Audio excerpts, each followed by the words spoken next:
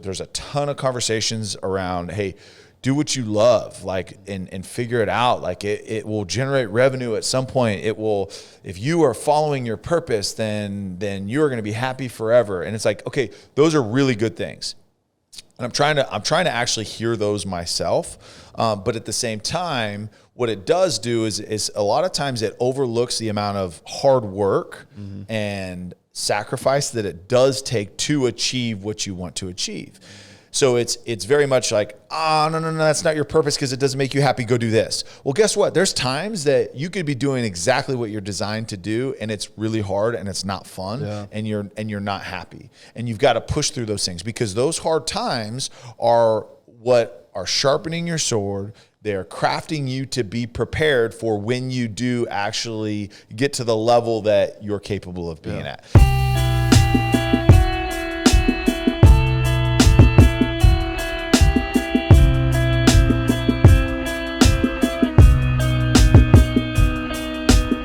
Tyler, you know, I sometimes throw out Netflix shows to you guys and see if you've ever watched it and see how old you really are, if you're on with the times. Okay. This one's going to determine how cool and young you are. You ready?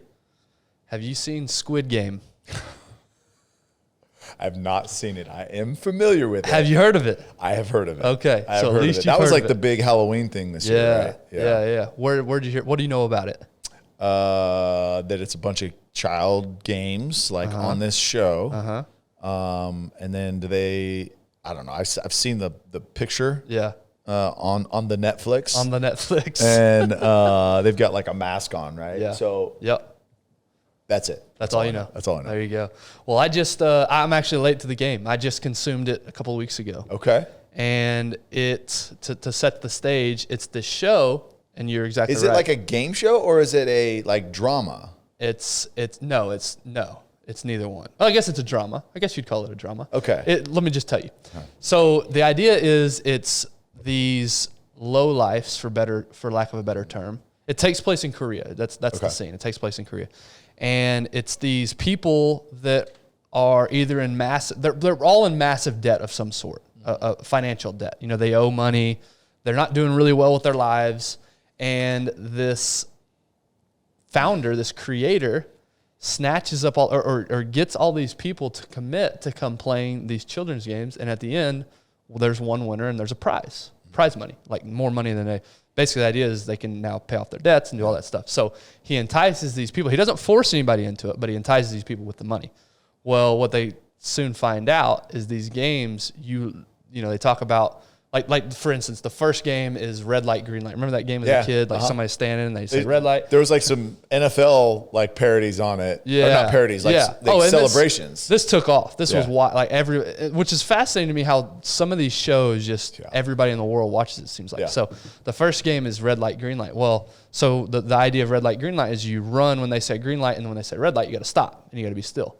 Well, in this game, if you don't stop, or it's like a robot that's doing it, and if you don't stop, you get shot. You die.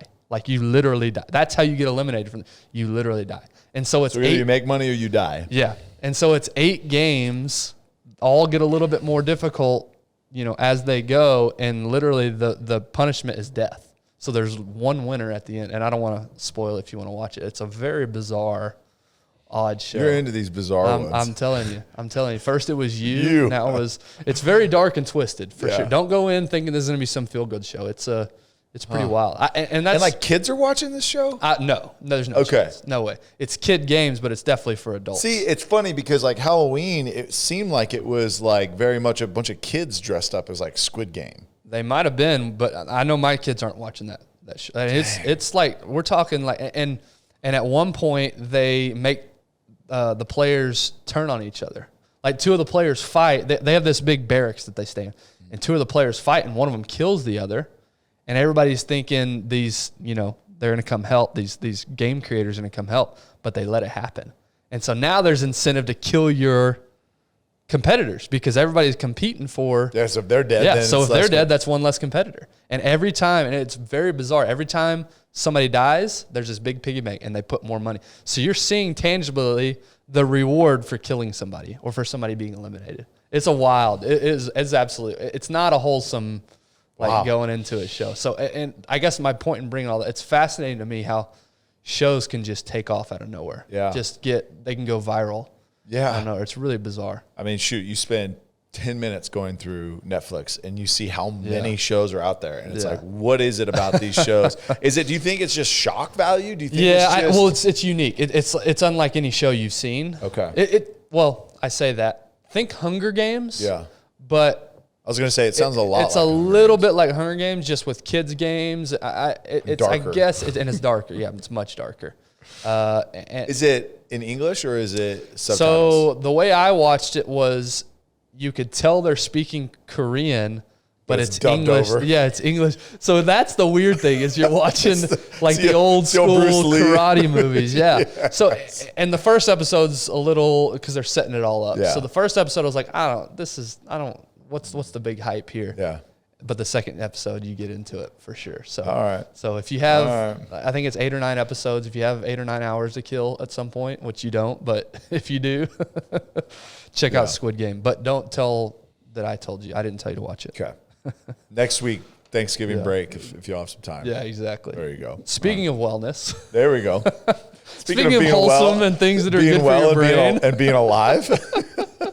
So last time, our wellness tip number 4. Last time, our wellness tip number 3 was the benefits of sleep. Just an overview of why sleep is so good and what's so helpful for sleep. Yeah, exactly. And this week, brought to us by our partners and our friends at Sleep Number, is wellness tip number 4. And this actually comes from them.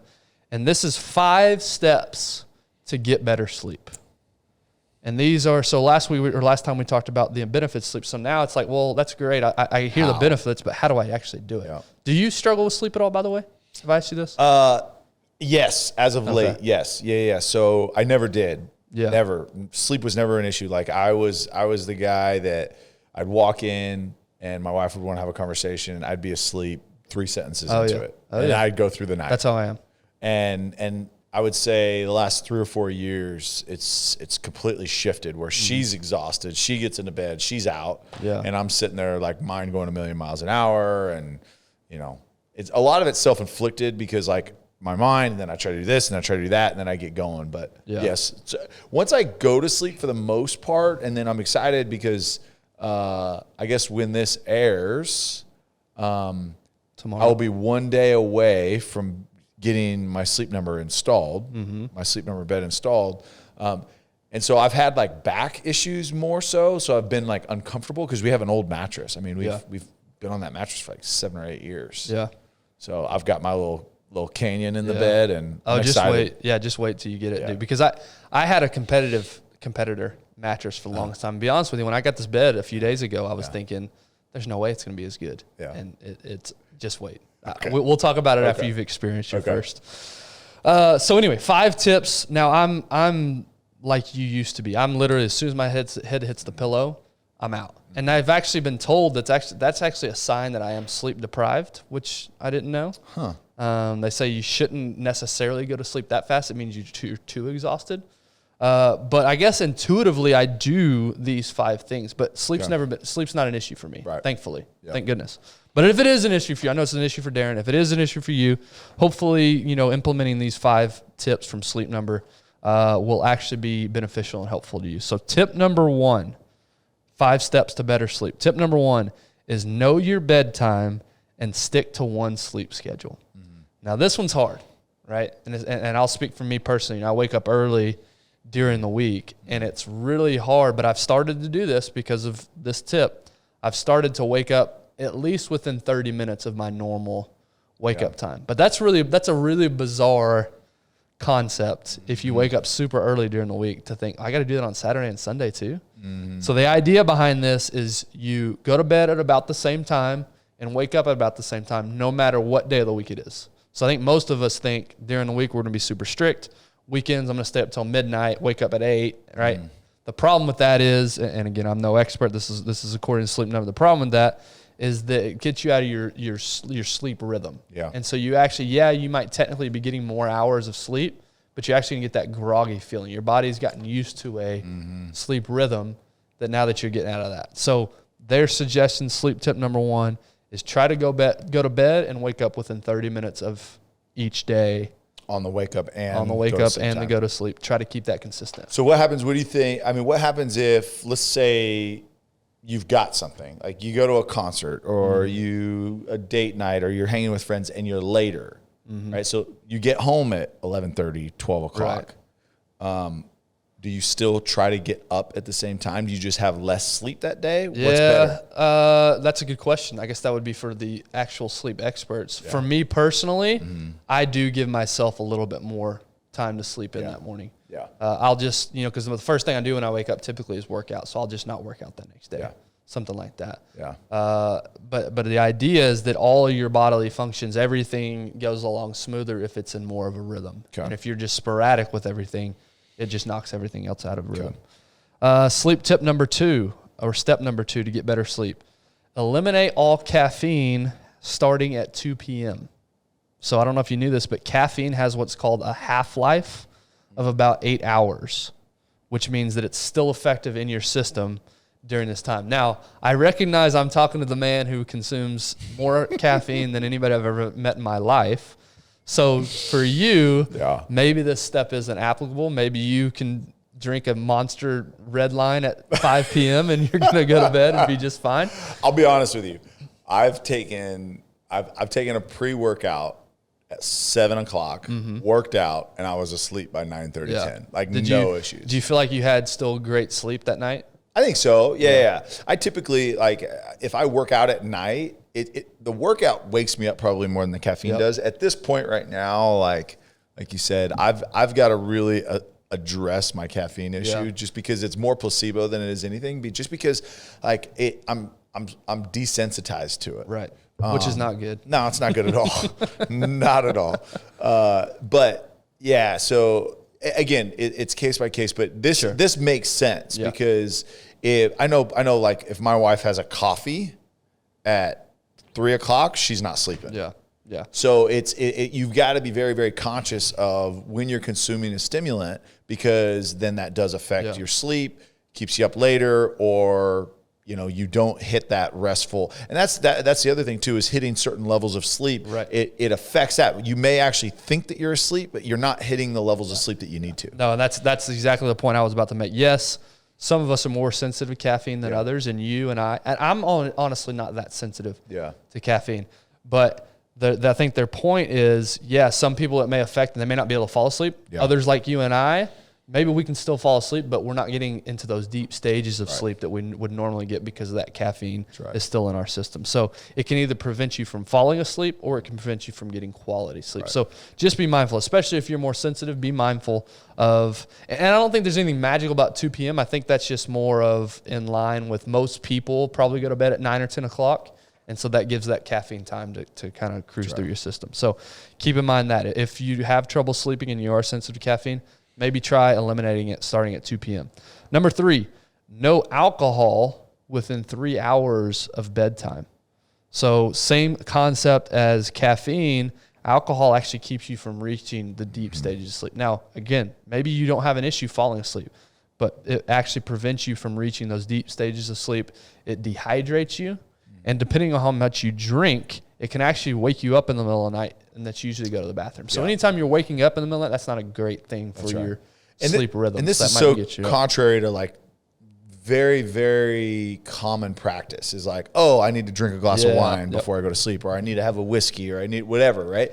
And it's contrary because it may relax you, it may just kind of dull everything, but what it does, to your point, is you don't hit these levels of sleep and you have irregularities while you're sleeping that don't allow you to have the recovery that you need. And we had Dr. Bruce on at the very beginning, and this is one of the things he talks about, and he said, look, a general rule is for every ounce of alcohol that you have, you need an hour. Right. So if you have like a glass of wine, right, one serving of wine, wait at least an hour. I know this says 3 hours, but if you have like, hey, look, I've got a small glass of wine, for every drink that you have, ounce of liquor, glass of wine, or a beer, wait a full hour before you go to sleep, because what it does is it just starts the recovery process off rough. Yeah.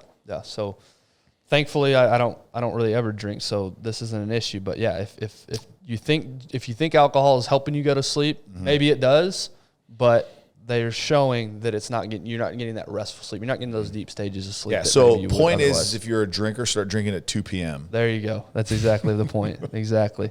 Tip number 4 or step number 4, daily exercise. Talks about something you said a second ago. Daily exercise, but stop at least 4 hours before bed. So exercise is awesome. Yeah. Right. Getting daily exercise is great. It gets you energy. It boosts your mood. It does all these great things. I guess the point here is, though, if you do that too close to bedtime, you're jacked up, you're ready, you're excited, you got this great mood, and now I've got to wind down and try to go to sleep.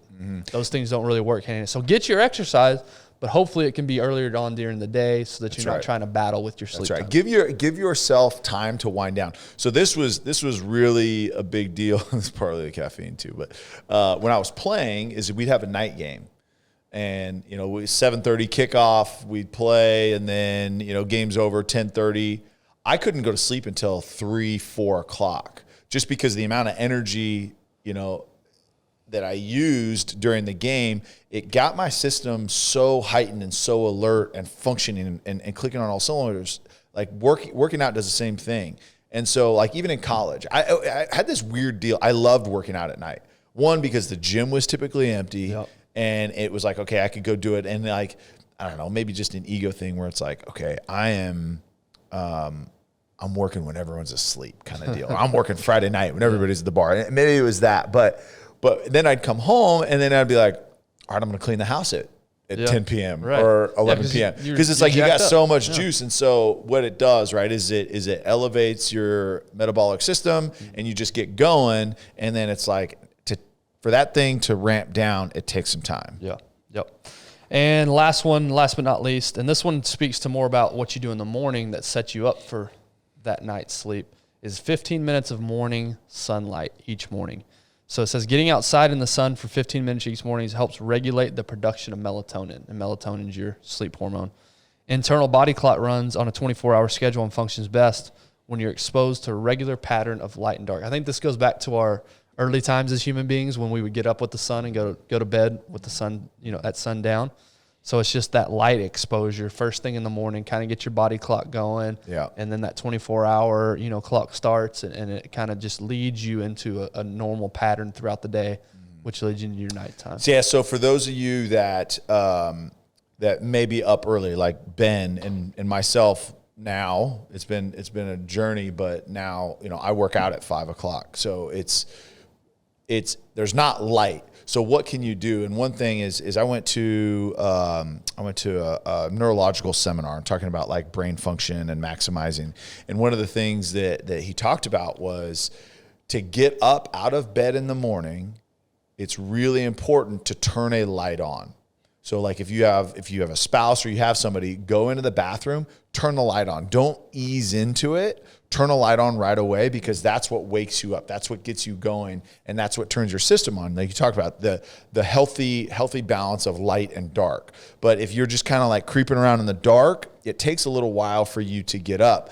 But then the vitamin D and going outside, when that happens, let's say you start working when it's still dark outside, get the lights on though. Get the alertness going, because that gets you up and that starts that clock. So when it's ready to go to bed at night, right? Okay, your body knows, okay, hey, I was up early. Now it's time to go. Now it's time to go to bed. Yep. So to recap those 5 steps, number 1, know your bedtime and stick to one sleep schedule. Yes, that includes weekends. Number 2, eliminate all caffeine starting at 2 p.m. Number 3, no alcohol within 3 hours of bedtime. Number 4, exercise daily, but try to stop 4 hours before your bedtime. And then 15 minutes of morning sunlight. So if you're struggling with sleep, hopefully a couple or all of these tips might help you out. Might as well try them out. And again, that's brought to us by our friends at Sleep Number. Go to sleepnumber.com. Some other resources that I like besides Sleep Number, Dr. Michael Bruce that Tyler referenced. He's known as the Sleep Doctor, and his website's thesleepdoctor.com. Ton of great blogs, ton of great articles he writes if sleep is something you're interested in. Another couple of resources I like, Dr. Matthew Walker. He's at thesleepdiplomat.com, and he also has a podcast called the Matt Walker Podcast. And then Andrew Huberman who has a podcast called Huberman Lab. And another one, Tyler, we wear these Whoop straps. I don't know if they send these daily or weekly emails.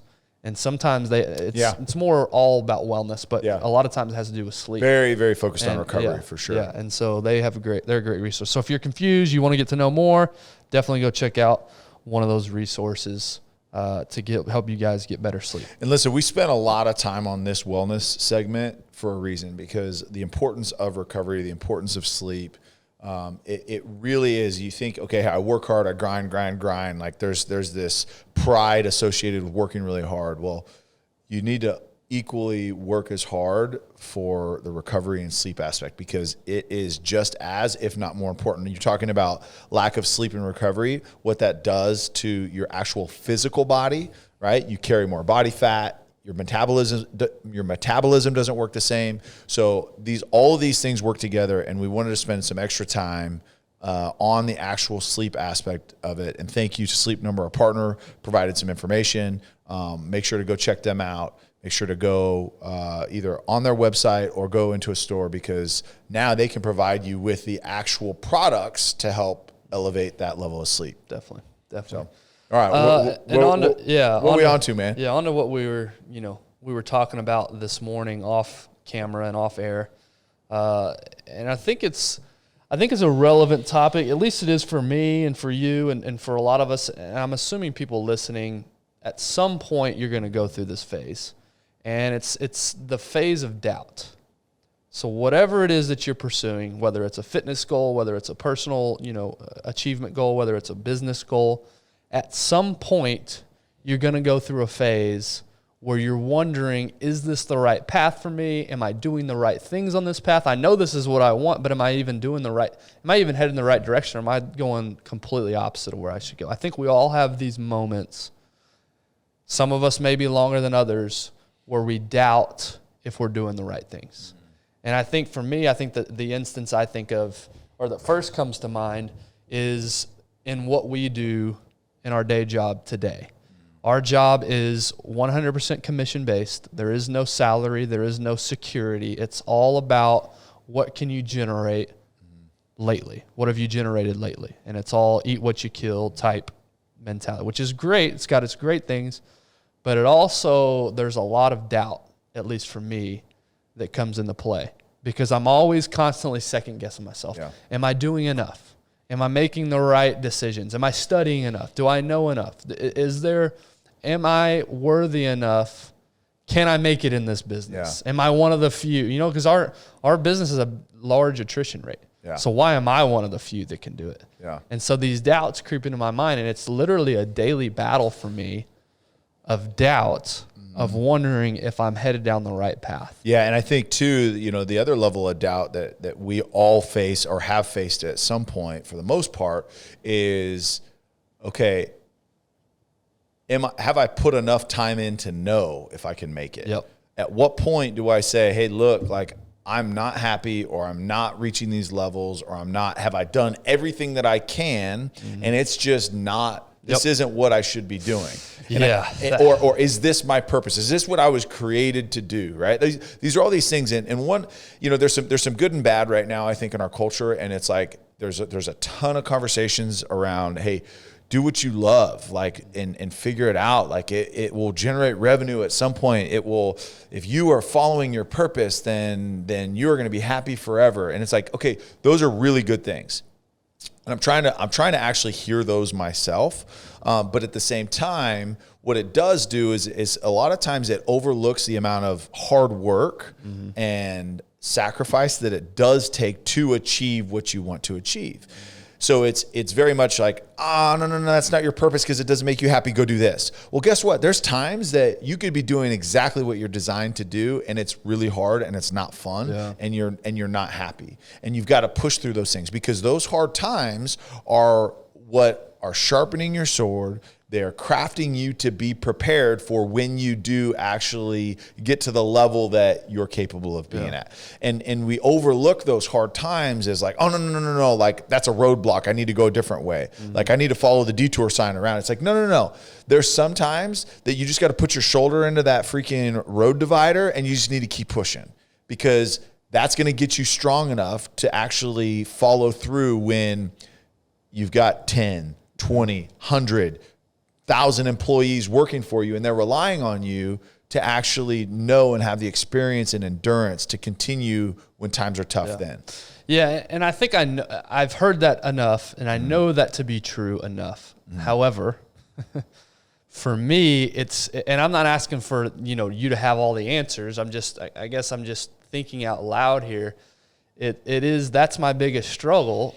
I know what I want to go after, and it almost goes back to the conversation we had a few weeks ago about when things aren't going, when you're not seeing tangible results. Yeah. Keeping pushing through that. If I'm not seeing tangible results, well, is it because I'm not giving it long enough? Or is it because I'm not doing the right things? Yeah. Am I just totally off on my path? Yeah. And I think that's where doubt creeps in the most for me, is if it's something I want to go after and I'm not seeing the results, I start to doubt myself. Is it because I'm just not giving it long enough, or is it because I'm just doing the wrong things? Well, and it's hard.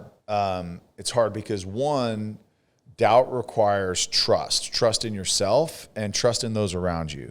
Because what happens a lot is organizations will put people in positions, and I'm gonna speak plainly for myself. Is there's a lot of things that I do in my day job that are not my highest and best use. So what it does is if my strengths are not being utilized by the leadership, not being put in positions to utilize those strengths, and I'm spending a majority of my time like just doing things that I'm pretty weak at, putting together financial analysis, reading leases, like those are the not fun things that I have to know how to do, but that's not like where like my strengths are, honestly. And so it takes trust for a person in their leadership to say, hey, they're going to put me in the position that I need to. Now, hopefully you have management, leaders that put you in that position, but that's the point, right? Is where the doubt creeps in, is you're like, am I in the right position? Because I don't feel like my strengths are being utilized, because there's stats that 80%, listen to the stat, 80% of people that are in a job where their strengths are not being utilized will leave within 1 year. On the contrary, 80% of people that their strengths are being utilized will stay long-term with that employer. So if you're in a leadership position, make sure that you are building trust and that you are explaining to your employees, to your team, why you're doing what you're doing, so that doubt doesn't creep in like, this guy across the street, he's going to pay me, $1.25 more an hour, or I'll get 10 grand more a year to go across the street, because that is real right now. But when doubt creeps in, that's when people start to pull back to check in, and then they start to like look like, oh, I need to be doing something else. If you're a good leader, you are able to recognize what your team's strengths are on an individual basis, but then also explain and walk them through why they need to go through those tough times. Why, Tyler, I need to learn how to build financial analysis and cost modeling and lease breakdowns and all these things that are just like fingernails on a chalkboard to me. But now that I've spent the time to do those, now I can go and I can use those in my strengths in relationships with clients and conversations and presenting and all those things that I love to do. But now I've got the expertise because our leadership has, hey, look, these are the things that you've got to go through and learn. Yeah, but what about the person who is a business leader, or they've got a small they're an entrepreneur, right? And they're listening to this, and they've got their own small little venture that they're on, that's small today, and they're hoping they've got the big aspirations, big dreams. What is that person and you in your personal story, right? You didn't have anybody leading you when you were trying to make it to the NFL. There was nobody telling you what to do, or, hey, Tyler, these are your strengths. You had to figure it out on your own. I've got to imagine there were plenty of times in those years where you hadn't made it yet, where you were doubting yourself. You were thinking, is this ever meant to be? Is this actually going to work out for me? So if somebody's listening to this who is a business leader and that is their role and they're trying to make it, work, I'm just curious how those people can deal with the doubt and how we can encourage. I think that's a great question. I think athletes and entrepreneurs are similar in what you just described, right? It's like, okay, I've got to kind of figure it out. Like, I'm my own brand. I've got to go create it. I've got to figure out what my skills are, what my strengths are, what it is. So there's similar paths in that. Obviously different applications, but it's similar paths. So what I did in my scenario is I had tangible goals, and I had them written down, and I saw them every day. You do the same thing. But back then it was, okay, first, when I came out of college, when I was in college, it was make it to the NFL. Like, that's the top. Like, that is it. Like, that's the goal. And then I went to Canada, and I was like, okay, me going to Canada, does that eliminate that goal? No, it doesn't. Okay, does it help me get closer to that goal? It sure keeps me a whole lot closer to that goal than not playing. So yeah, let's go there. Okay. So then I get released from Canada. Then it's like, okay, my goal is still the NFL. Now I'm out. What is the next step that is going to take me closer to that ultimate goal? Well, one is being prepared. Like, that's what I can control, is I can be prepared and I can be ready. I've got to do all these other things. And this is that grind part, the hard part, where that's where the doubt starts to creep in. The doubt creeps in is when, am I doing enough, or am I good enough? Am I this? Well, guess what? I'm going to control getting better every day. I am going to be a better athlete. I'm going to be a better person. I'm going to be all these things that help me get closer to that goal. And if there's an opportunity, there's an opportunity. And what I did set a clock too. It was like, okay, look, I'm going to chase this for 2 years. Like, I've got 2 years. I'm young enough. I'm mobile. I don't have any responsibilities. I can do this while still working insurance at a sports bar and all that stuff. But everything that I did was, on paper, does this take me closer to my goal? Okay. And then at the point where I think that, am I not getting any closer to this goal? That's the point where it's like, okay, now it's time to pivot, right? Have I done everything and I'm still not moving closer to the goal from an entrepreneur's perspective? Okay, so I'm starting a brand. One, on the front end, that's when you decide, hey, is this something that I believe is intertwined with who I am and a purpose? Is this something I believe in, that I can actually either create or serve, or whatever your business model is? Can I do this? And this aligns with who I am as a person. Not, can I create this and make this much money?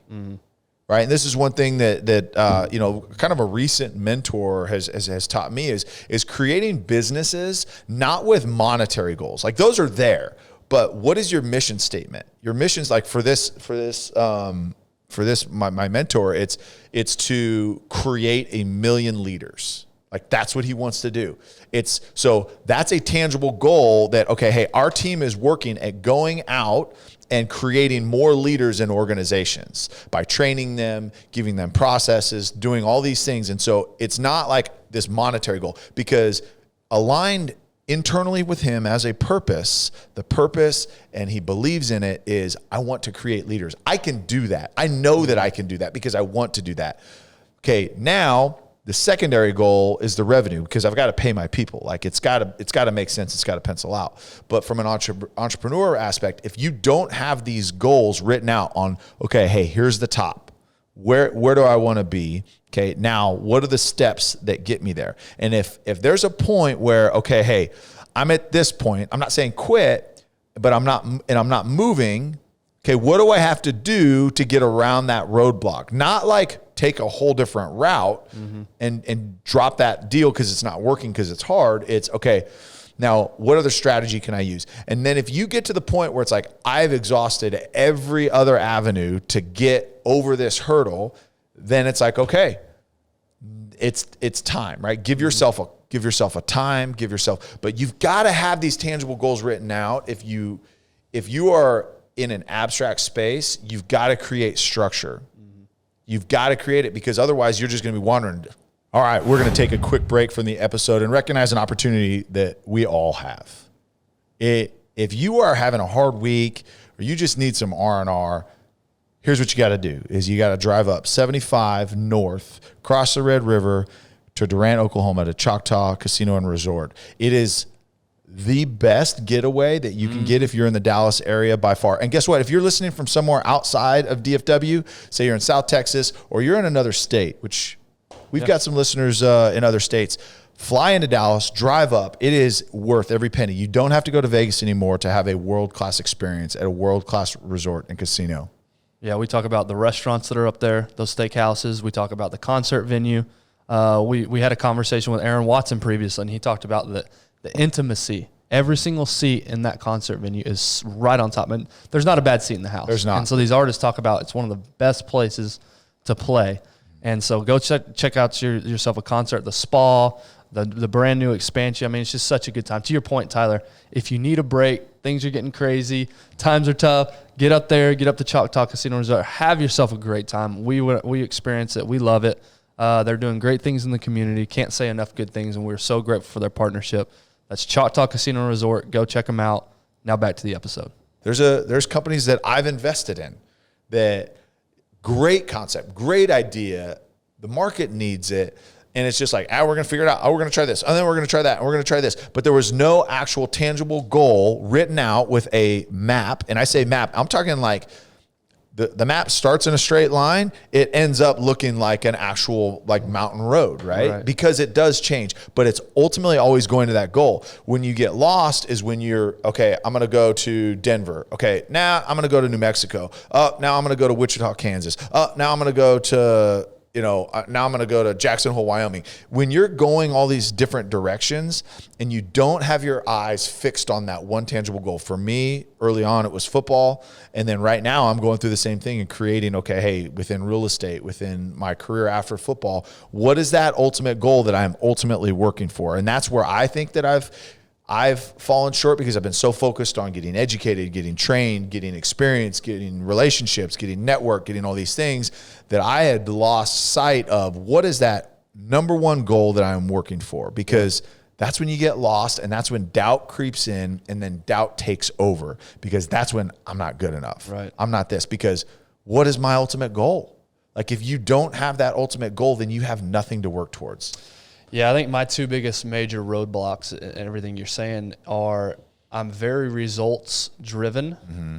I see, and I think we are as a society, right? We see you have to be getting results constantly. You always have to be going in an upward trajectory is how I think of things. Mm-hmm. I think if I'm not going constantly up the trajectory, mm-hmm. if my trajectory is not always going upward, then I'm not doing something right. So I'm always super focused, for this podcast, how many downloads are we getting, right? Or how many followers do we have? Like these things are in our real estate business. How much revenue did I generate this year? So I'm super focused on results as opposed to what you're saying, focused on the overall goal. Yeah. Right. So that's one of my hurdles. The other hurdle I have is speed and time.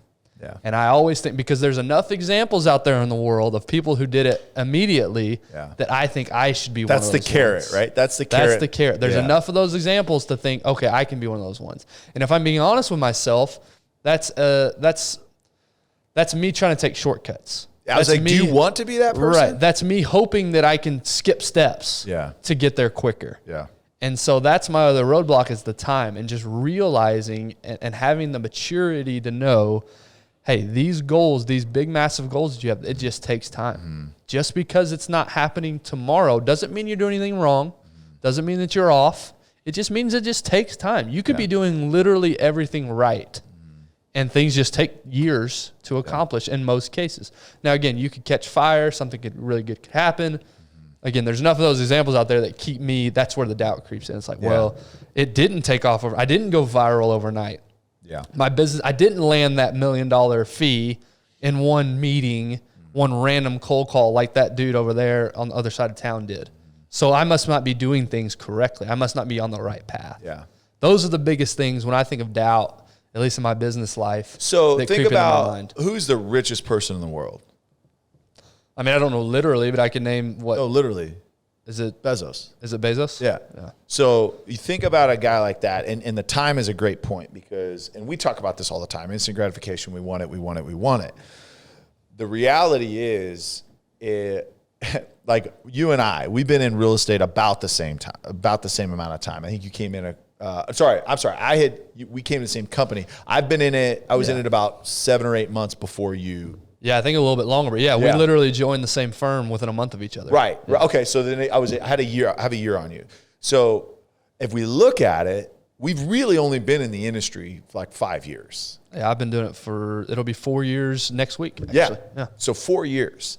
And if you talk to anybody that's honest with you in our industry, it takes 3 years minimum before you're like, okay, like you start to understand the business, you start to create your own clients, you start to create some actual revenue, and figure out kind of what your niche is. The first 3 years is just like, it's a beat down, right? I might as well go to this wall right here and just bang my head against the wall daily for 3 years. But then you look back and you're like, okay, how much did I learn in those 3 years?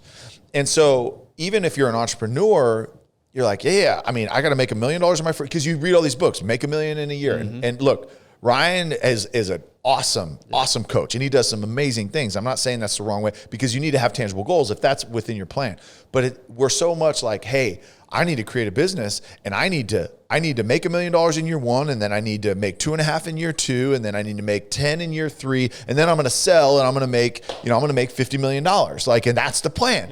And it's like, look, that's not always the plan. Like, there's some people that have done that, yes. But if you are focused on, look, I'm going to execute every day, I'm going to show up every day, and I know, and I'm going to be conservative, and I'm going to say, look, it's going to take me 5 years before I know what the hell I'm doing. Yeah. And I'm going to figure it out, but I'm going to be diligent in that time in really pushing forward, making progress, growing. And then it's like, okay, and now it's 10 years, right? And I even think about like real estate investors. So they're looking at pro formas, they're looking at stuff, and a pro forma, for those of you who don't know, is like, okay, hey, what am I estimating it's going to be? What is the plan? If everything goes right, what does it look like? And so most investors say, okay, I'm going to hold this property for 7 to 10 years. What usually happens is it like year 3, 4, and 5 is when you're going to get a lot of opportunities to sell and exit. But you pro forma say, look, if I've got to hold this company that I started for 15 years, great. If an opportunity comes up, awesome. But don't have that opportunity be the goal, right? Have the goal be a part of what you're trying to do.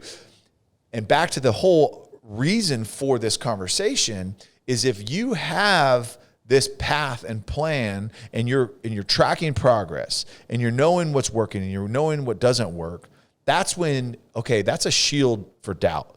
Because everything, and if you're thinking spiritually, right, the devil's on your shoulder, screw tape, C.S. Lewis, right? You got one on one shoulder saying you're not good enough, you're not good enough, you're not good enough, trying to get you to quit. And guess what? 95% of people that start businesses ultimately end up quitting it, because they don't feel like they're good enough, because doubt wins. Don't let doubt overtake what you truly believe in. If you do, but you've got to decide that on the front end of what you're trying to create. Yeah, and I guess the encouragement that I give myself, and I guess I would give people that are going through this, is, find people in your industry that have done it before, right? Somebody in your industry that is where that you want to be, and talk to them. Take them on it, get advice from them, get encouragement from them. So that's one thing.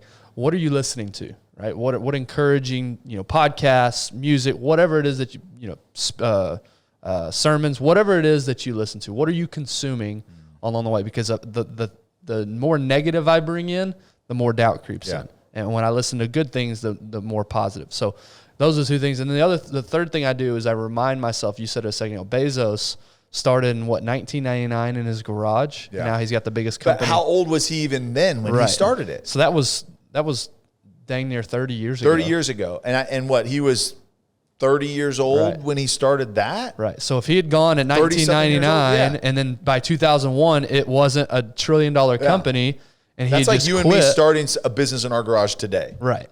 Right. So I guess my point in saying that is, even these big, massive corporations that you see, or these influencers online that have this massive following, maybe this one thing caught fire, but how many years did they do something else to figure out this is what they wanted to do? Yeah. Or how many years did they start this company? So my constant reminder to myself is just, this takes time. That's right. Be patient. And I get it. It's hard. I understand, because you want results today. That's how I am. Yeah. I want results yesterday. Yeah. but these things take time. And I just keep reminding myself of that. Something you said earlier.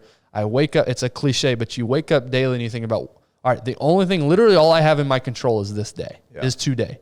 I'm not guaranteed anything else. So what steps am I going to take today to overcome that doubt, to get me closer to that ultimate goal? Yep. So that's my encouragement to you guys. Tyler's encouragement to you guys today is, if you're in that season of doubt right now, trust me, I'm right there with you. Mm-hmm. These are the things I'm constantly reminding myself of. I'm constantly seeking other people. I'm constantly seeking or paying attention to what I listen to, and I'm constantly thinking about, hey, these things just take time. So if that's you, hopefully this can be helpful. And I'm sure there's a million quotes out here, and probably from Jocko, but you combat doubt with discipline, right? Is if you know where you're going, what you're doing, then that doubt has a whole lot harder time working its way in and driving a wedge between you and your goal. Because discipline, if you are disciplined about making progress every day, then it's like, hey, I may not have moved in the direction that I thought I was going today, but guess what? I moved a little bit closer. Yep. And you start inching your way towards that goal, it's really hard for doubt to come in and infiltrate. Yep. Yeah, it's been a wild year. There's been a lot of doubt this year, in the last 2 years, really. Hopefully this has been a resource for you guys. The reason we started this podcast was to be an encouraging resource, what I was talking about earlier. Hopefully this is something that you consume and it helps you get through things. If that is the case, please share. Please share the show. Please, either online, on Instagram, whatever, but also just text it to somebody. Yeah. Text it to a buddy that is going through some doubt. And hopefully this will be helpful for them. We're on Instagram at Darren Woodson Show. We are on YouTube at The Darren Woodson Show. And then obviously all the podcast platforms.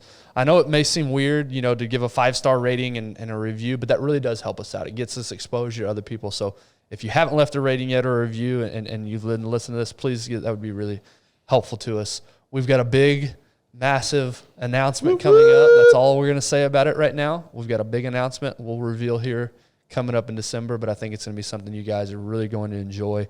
We're super excited about it. Can't wait to reveal that for you guys here. So have a great rest of the week, and we will see you next week.